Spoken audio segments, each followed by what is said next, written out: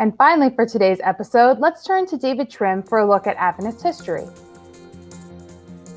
This month in Adventist history, we are looking forward as well as back.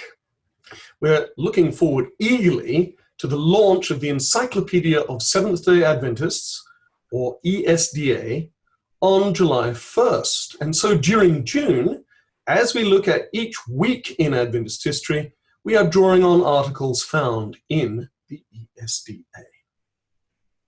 On June 8, 1927, Dr. John Sturgis and his wife Viola arrived at the mission station of Songa in what was then the Belgian Congo, today the Democratic Republic of the Congo.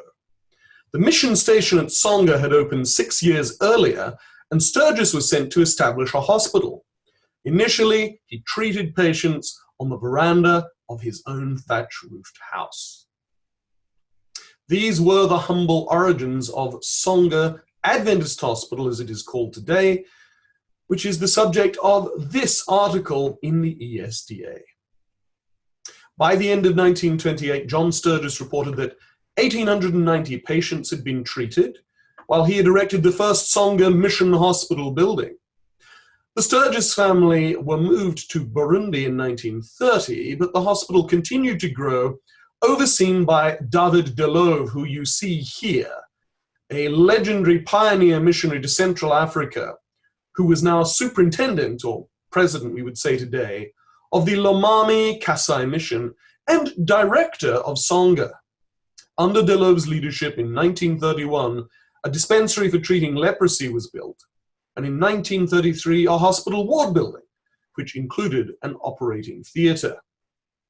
In its first year of use, 57 major operations were performed. And by the 1950s, Songa was well known for its surgeons and their skill. Here you see them operating on a patient. Songa treated patients of all ages, even the very young. Indeed, a maternity unit had been created in 1940, and you can see here a missionary nurse, Ingelis Ornehult from Sweden, conducting a postnatal clinic with mothers in 1960.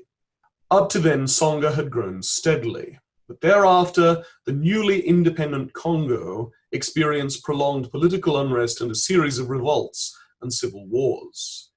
The hospital was closed completely for 2 years from late 1961 through 63, and over the following 20 years, its work was repeatedly interrupted. Church leaders considered closing it, but Songa continued its medical ministry. Last year, it treated 731 patients in its 75 beds. Pray for the mission of Songa Adventist Hospital, a mission that had its beginnings 93 years ago during this week in Adventist history.